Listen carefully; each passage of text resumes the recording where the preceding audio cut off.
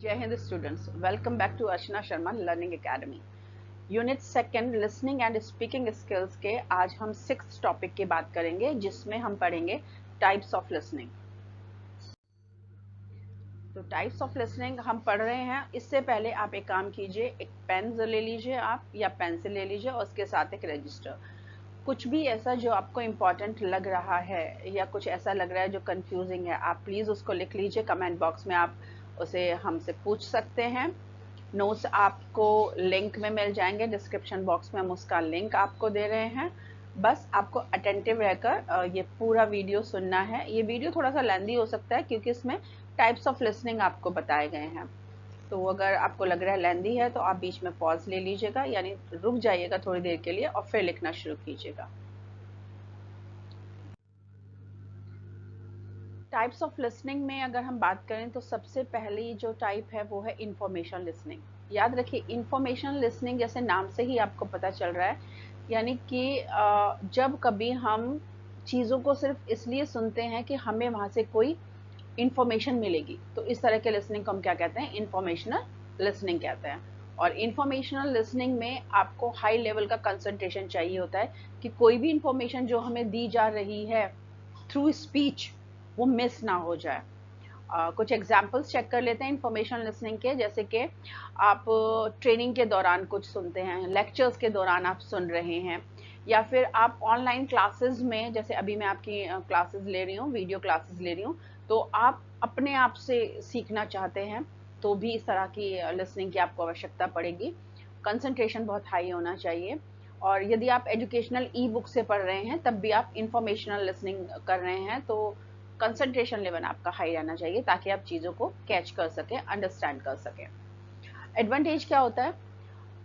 आप एक अच्छे लर्नर बन जाते हैं अगर आप इंफॉर्मेशनल लिसनिंग सीख लेते हैं कि किस तरीके से आपको करनी है। तो क्योंकि आप सुन रहे हैं, इंफॉर्मेशन ले रहे हैं, तो you can be a better listener.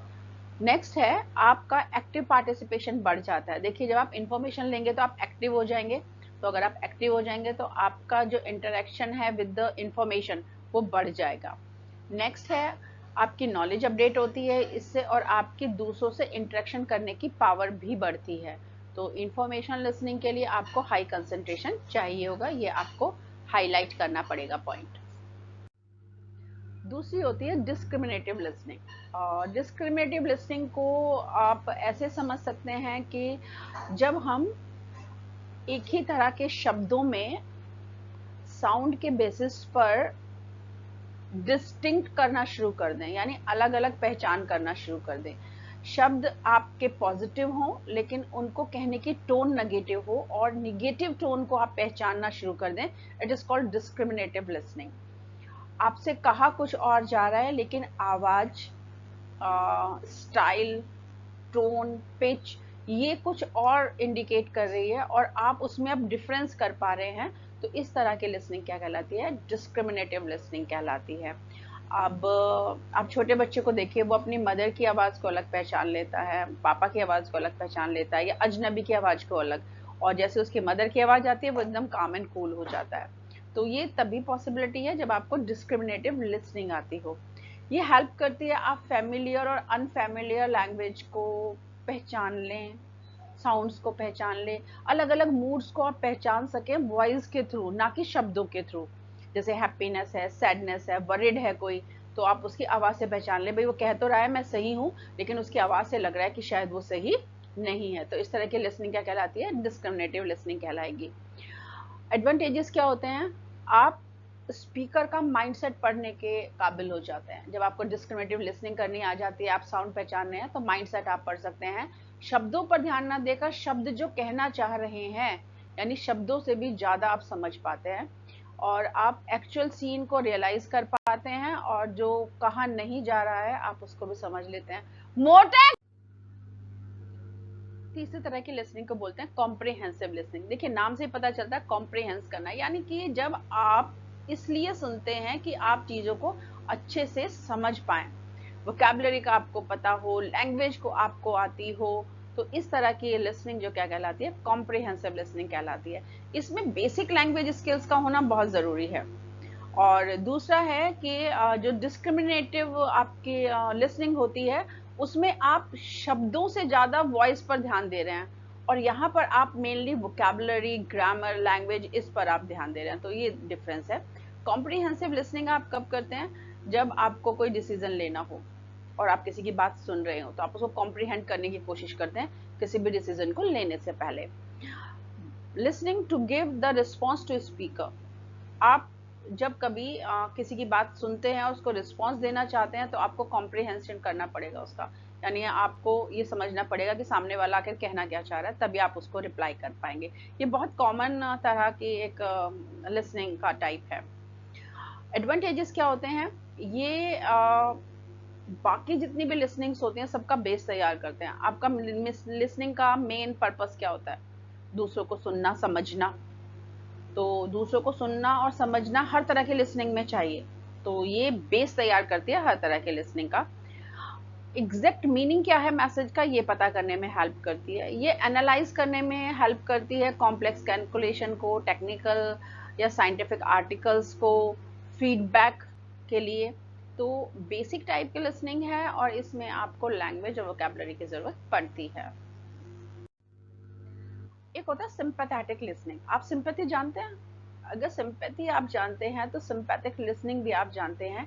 ये इमोशंस पर डिपेंड होती है। हम लैंग्वेज पर, मैसेज पर डिपेंड नहीं रहते हैं। यानी अगर हम सुन रहे हैं तो हमें जो मैसेज है उससे कम मतलब है, लेकिन हमें उस फीलिंग से ज़्यादा मतलब है जो स्पीकर हमें, इमोशंस जो उसके स्पीकर के वो हमें शो हो रहे हैं। तो सिंपैथेटिक लिसनिंग में हम हमेशा स्पीकर के इमोशंस और फीलिंग्स पर फोकस कर रहे हैं, उसके शब्दों या मैसेज पर हम फोकस नहीं कर रहे हैं। हम उससे सिंपैथी रख रहे हैं, साथ साथ हम शो भी कर रहे हैं कि आप जो हमें कुछ कह रहे हैं हम उसका ध्यान रख रहे हैं और हम आपके साथ हैं। अगर ऐसी भावना के साथ आप सुन रहे हैं तो that listening is called sympathetic listening. Advantages क्या होता है? सिंपैथी करने से आप स्पीकर को एक सपोर्ट प्रोवाइड करते हो, भाई मैं तुम्हारे साथ हूँ, मैं तुम्हारी बात सुन रहा हूँ। आप स्पीकर की फीलिंग को समझ सकते हैं। आप स्पीकर में कॉन्फिडेंस और ट्रस्ट डेवलप कर सकते हैं। जब आप किसी को सुनते हैं जो व्यक्ति दुखी है या ओवर इमोशनल है या फिर खुश है, और उसको कोई एक ऐसा व्यक्ति मिल जाए जो उसको सुन रहा है, तो उसका कॉन्फिडेंस और ट्रस्ट बढ़ जाता है, वो और ज़्यादा खुलकर बात करता है। रिलेशनशिप बहुत अच्छे हो जाते हैं अगर आप सिंपैथेटिक लिसनिंग कर रहे हैं, क्योंकि देखिए इमोशंस अगर किसी को जोड़ते हैं तो वहाँ रिलेशनशिप अच्छे ही होते हैं। टू रिमूव, स्ट्रेस को रिमूव करने के काम आता है। भाई एक इंसान बहुत फ्रस्ट्रेटेड है, कोई उसकी बात समझ नहीं पा रहा, अचानक आप उसकी बात सुनने लगते हैं, तो उसका फ्रस्ट्रेशन धीरे धीरे इस लिसनिंग से निकलने लगता है। एम्पैथेटिक। अब एम्पैथेटिक लिसनिंग और सिंपैथी में सिर्फ इतना फर्क होता है कि सिंपैथी में हम सिर्फ सिंपैथी शो करते हैं, जबकि एम्पैथी में हम उसके परिप्रेक्ष्य में चीज़ों को देखना शुरू कर देते हैं, उसके नज़रिए से चीज़ों को देखना शुरू कर देते हैं, जिससे कि प्रॉब्लम सॉल्व करने में बहुत मदद मिलती है। ये मदद करता है कि हम किसी की प्रॉब्लम को उसके पॉइंट ऑफ व्यू से समझें, ना कि अपने पॉइंट ऑफ व्यू से उसे सिंपैथी करें। हम ये समझे कि उसने ऐसा क्यों किया, क्या कारण रहा कि वो उसने ये काम गलत किया या सही किया। तो जब कभी भी हम दूसरे के पर्सपेक्टिव से देखना शुरू कर देते हैं, तो उस तरह की लिसनिंग क्या कहलाती है? एम्पैथेटिक लिसनिंग कहलाती है। और ये तभी पॉसिबल है कि जब सुनने वाले के ऊपर वो चीज़ गुजरी हो जो बताने वाला इस समय बता रहा हो। ये थोड़ा सा एक कनेक्शन रहता है कि अगर मेरे पास्ट में कोई ऐसा एक्सपीरियंस हुआ है जिसको आप अभी शेयर कर रहे हो, तो मैं एकदम रिलेट कर लूंगी उसको कि हाँ ऐसा होता है क्योंकि मेरे साथ भी ऐसा हुआ था। तो इस तरह के लिसनिंग को आप क्या कहते हैं? एम्पैथेटिक लिसनिंग कहते हैं। अब आता है कि इसके फायदे क्या क्या होते हैं एम्पैथेटिक लिसनिंग के। पहला फायदा होता है ये प्रॉब्लम को टैकल करने में बहुत मदद करता है। अननेसेसरी जो गैस आप लगाते रहते हैं ना कि भाई अनुमान लगाते हैं कि ये होगा, ना ना ना, वो सब अवॉइड हो जाते हैं और आप लिसनर को अच्छी तरीके से समझ पाते हैं। और ये रियल इंटेंशन जो होती है स्पीकर की, उस पर आप डाउट नहीं करते हैं। आपको पता होता है कि इस सिचुएशन में ऐसा ही होना है क्योंकि आपके साथ भी कभी ऐसा हुआ है। ये प्रोफेशनल और पर्सनल लाइफ में आपको अनबायस्ड रखती है और हेल्प करती है कि आप एक अच्छे रिलेशनशिप डेवलप कर पाए। क्रिटिकल लिसनिंग यानी कि वो लिसनिंग जो एनालाइज करे कॉम्प्लेक्स इंफॉर्मेशन को, केवल इसलिए ताकि वो इवेल्युएट कर सके, चीज़ों का सही संज्ञान ले सके, उन्हें समझ सके। तो इस तरह के लिसनिंग को क्या कहते हैं? क्रिटिकल लिसनिंग कहते हैं। ये कॉम्प्रिहेंसिव लिसनिंग से और आगे निकल जाती है। कॉम्प्रिहेंसिव में हम सिर्फ समझते हैं, क्रिटिकल में हम और डीप जाकर उनको एनालाइज करने की कोशिश करते हैं, भाई क्या हुआ, कैसे हुआ, और इसके लिए हम कंपेयर करने लगते हैं फैक्ट्स को, और अपनी जो प्रीवियस नॉलेज होती है उसका यूज़ करते हैं और कंक्लूजन पर पहुंच जाते हैं। एग्जाम्पल, आपके डॉक्टर ने सुना कि आपका हीमोग्लोबिन का जो काउंट वो 8 आया है, जो आपका हीमोग्लोबिन का लेवल है, तो डॉक्टर एकदम समझ जाता है कि आप में खून की कमी है, क्योंकि उसे पता है अपनी नॉलेज के अनुसार कि आपका जो हीमोग्लोबिन है वो 12 से 14 के बीच में रहना चाहिए। तो उसने कौन से लिसनिंग किया? Critical listening. उसने सुना कि आपका हीमोग्लोबिन 8 है, उसने तुरंत एकदम से बैठे बैठे बता दिया कि अबे आप तो, आप में ब्लड की कमी, हीमोग्लोबिन की कमी हो रही है। तो इस तरीके की लिसनिंग जो है, जिसमें आप डाटा कंपेयर करते हैं तुरंत बैठे बैठे, जिसमें आप फैक्ट्स को एनालाइज करते हैं कि ये क्या हुआ, कैसे हुआ, कंक्लूजन पे पहुंचते हैं, that listening is called critical listening. इसका एडवांटेज क्या रहता है? नंबर 1, प्रॉब्लम सॉल्विंग में बहुत हेल्प करता है। दूसरा, दोनों में से क्या बेटर ऑप्शन है वो चुनने में आपको मदद करता है, 2, 3 या 4, 5 में से। उसके अलावा वो आपको हेल्प करता है कि आप डिसाइड करें या किसी चीज़ पर कंक्लूजन पर आप पहुंचे। तो critical listening is quite important in complex information specially. Biased और सेलेक्टिव लिसनिंग, ये लिसनिंग फायदा कम देती है, नुकसान ज़्यादा देती है एक्चुअली। बायस्ड लिसनिंग का मतलब होता है कि आप या तो लिसनर को पसंद नहीं करते हैं, या आप टॉपिक को पसंद नहीं कर रहे हैं जिस पर होने जा रहा है, या फिर कोई और कारण है, आप सुनना पसंद नहीं कर रहे किसी स्पेशल चीज़ को, टॉपिक को या लिसनर को। इट्स कॉल्ड बायस और सेलेक्टिव। में सब सेलेक्टिव हैं कि अगर स्पीकर ये आ रहा है तो भाई मैं सुनने जाऊंगा, अगर स्पीकर बी आ रहा है तो मैं नहीं सुनूंगा, क्योंकि बी तो अच्छा बोलता ही नहीं है ना। या फिर आपको जर्नल रूटीन है, यानी कि मंथली मीटिंग है आपकी, तो आप मंथली मीटिंग में ध्यान से नहीं बैठे हैं, बिल्कुल नहीं सुन रहे। क्यों? अरे यार हर बार वही तो होता है मंथली मीटिंग में, अब क्या सुनूं इसका। तो आप सेलेक्टिव हो गए, आप बायस्ड हो गए। आपको एक इन्फॉर्मेशन सुननी है तो आप सुन रहे हैं, नहीं सुननी है दूसरी तो आप नहीं सुन रहे हैं। यानी कि इन्फॉर्मेशन के लिए आप समान रूप से रिएक्ट नहीं कर रहे हैं, अलग अलग तरीके से रिएक्ट कर रहे हैं, या तो लिसनर के बेस पर या टॉपिक के बेस पर। इसका डिसएडवांटेज क्या होता है इस लिसनिंग का? इसका डिसएडवांटेज सबसे पहला ये आता है कि कम्युनिकेशन साइकिल ब्रेक हो जाता है। कोई आपसे कुछ कहना चाह रहा है, आप मूड में नहीं है सुनने के। दूसरा, फ्यूचर के लिए कन्वर्सेशन में कोई हेल्प नहीं हो पाती अगर आप बायस लिसनिंग करते हैं। सपोज करें आपने एक मीटिंग अटेंड की जो जर्नल मीटिंग थी, लेकिन उसमें कुछ बहुत अच्छा इंपॉर्टेंट पॉइंट बता दिया, पर आप तो सोचे बैठे थे कि ये तो जर्नल मीटिंग है, कुछ होगा नहीं। जब किसी व्यक्ति ने उसी चीज़ के बारे में आपसे पूछा तो आप निल हो गए। तो ये बड़ा नेगेटिव पॉइंट है। इन्फॉर्मेशन हमेशा इनकम्प्लीट रहती है, आपका नॉलेज बैंक अपडेट नहीं होता है। नेक्स्ट होता है अप्रिशिएटिव लिसनिंग। अप्रिशिएटिव लिसनिंग का मतलब है हम इसलिए कोई चीज़ सुन रहे हैं कि उसके बाद हमें अच्छा लगे, हमारा एनवायरनमेंट अच्छा हो जाए। चाहे फिर आप वो मोटिवेशनल स्पीच सुन लीजिए, कोई गाना सुन लीजिए, कोई दोहा, कोई चौपाई, कोई रामायण, कोई अपना माइथोलॉजिकल कुछ भी ऐसी चीज़ सुन लीजिए जिससे आपको खुशी मिलती है। तो such kind of listening is called appreciative listening. फायदा क्या होता है? सबसे बड़ा एडवांटेज ये है कि आप अपनी मनपसंद चीज़ों को सुनते हैं, जिससे कि आप बहुत खुश रहते हैं, टेंशन आपके ख़त्म हो जाती है, स्ट्रेस ख़त्म हो जाता है। ये सेल्फ प्लेजर जो है उसके लिए यूज़ की जाती है अप्रिशिएटिव लिसनिंग। तो सेल्फ प्लेजर से बढ़कर तो कुछ है ही नहीं। अगर आप खुश तो दुनिया खुश। इसके अलावा कुछ पॉजिटिव रिजल्ट्स भी आते हैं। देखिए, जब आप खुश रहेंगे तो रिजल्ट तो पॉजिटिव आएंगे ही आएंगे। एक्टिव लिसनिंग बहुत बार कहा जाता है भाई एक्टिव लिसनिंग है ये। तो एक्टिव लिसनिंग का सबसे बड़ा पार्ट ये होता है, ये इंटरप्टिव ना होके ये रिस्पॉन्स के साइड बढ़ती है। रिस्पॉन्स का मतलब होता है ये चीज़ों को इतने ध्यान से सुना जाता है इसमें कि अगर उसमें से कुछ क्वेश्चन आपसे पूछ लिया जाए तो भी आप आंसर देने के लायक होते हैं। दूसरी बात, अगर आपको कोई क्वेरी होती है तो आप उसको लिख लेते हैं अपनी नोटबुक में एक्टिवली और बाद में उसको पूछते हैं। यानी कि जब कभी हम इस तरीके से सुने कि हम रिप्लाई देने के लिए बिल्कुल तैयार हों, या क्वेरी पूछने के लिए तैयार हों, या क्यूरियस हों थोड़े से, तो इस तरह की लिसनिंग एक्टिव लिसनिंग कहलाती है। एडवांटेज क्या होता है? सबसे बड़ा एडवांटेज इसका होता है कम्युनिकेशन में पॉजिटिविटी आ जाती है। टू वे कम्युनिकेशन हो गया ना, स्पीकर ने कुछ कहा, आपने उसका जवाब दे दिया, पूछा अगर स्पीकर ने कुछ, या फिर आपको कोई क्वेरी है तो आपने उसका डिटेल मांग लिया, तो स्पीकर को भी लगता है भाई सामने वाला व्यक्ति बराबर मेरे इंटरेक्शन में है, तो चलो एनवायरनमेंट और भी अच्छा हो जाता है।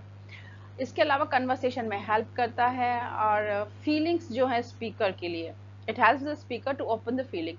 स्पीकर को अगर आप एक्टिवली सुनते हैं तो स्पीकर का मन करता है चलो सामने वाला मुझे सुन रहा है तो मैं थोड़ा सा और इसके बारे में बता दूं। एक रेपो क्रिएट हो जाती है। रेपो क्रिएट का मतलब होता है एक समा बन जाता है दोनों के बीच में, एक अच्छी अंडरस्टैंडिंग हो जाती है स्पीकर और लिसनर के बीच में।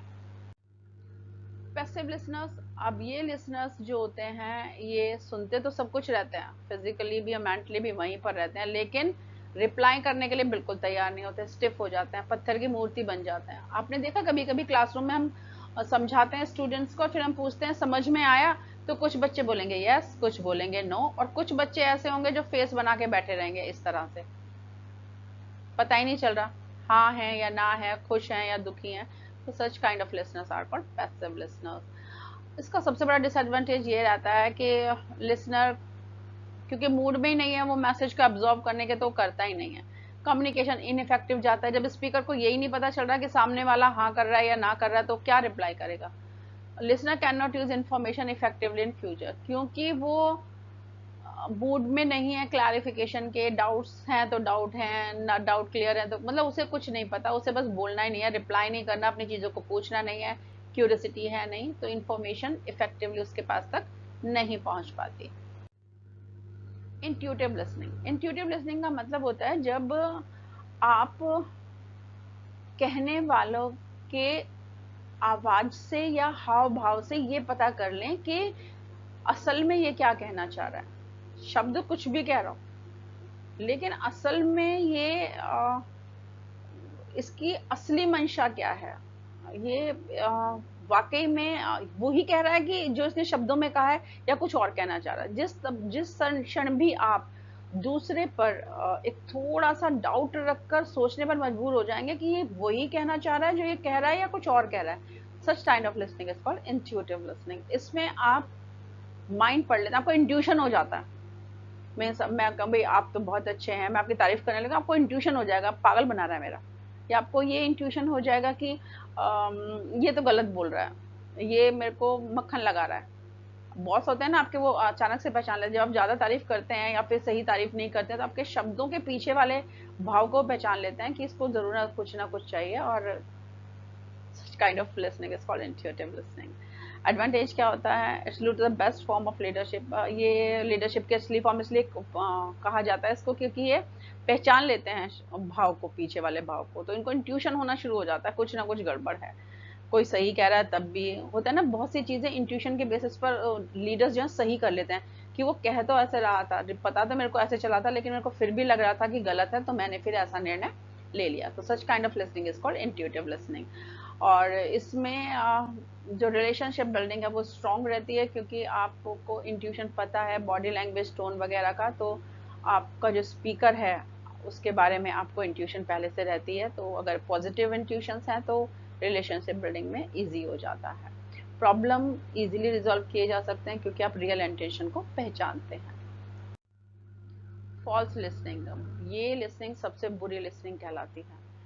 इसमें लिसनर की बेइज्जती होती है सबसे ज्यादा, आप याद रखिएगा। होता क्या है कि लिसनर बैठा हुआ है एक जगह पर और वो फेक जेस्चर्स दे रहा है, फेक बॉडी लैंग्वेज दे रहा है, तो स्पीकर को ये लगता है इसे तो सब कुछ आता है, और वो फिर कॉन्फिडेंस में उसको उठा के पूछ लेता है हाँ भाई अब बताओ। अरे बाप रे, ये तो फॉल्स लिसनिंग कर रहा था, तो सुनने की केवल एक्टिंग कर रहा था, और सुनने की एक्टिंग कर रहा था इसलिए अब ये फंस जाता है। तो such kind of listening is called false listening. Do not do that. जो स्पीकर्स होते हैं जो हाईली यू नो बहुत सारे वर्कशॉप जिन्होंने किए होते हैं, स्पीचेस दी होती हैं, उनको एकदम पता चल जाता है फेक है। तो do not give the fake listening ideas to other by your body gesture. Tips for examination, आप जब भी क्वेश्चन का आंसर लिखें तो आप ध्यान दें कि क्वेश्चन कितने नंबर का है। 2 मार्क्स का क्वेश्चन है तो आप मुश्किल से 3 से 4 लाइन में क्वेश्चन के आंसर को खत्म कर दीजिए। वैसे कोशिश करिए 2 लाइन में हो जाए, लेकिन फिर भी 3 to 4 लाइन्स में दीजिए।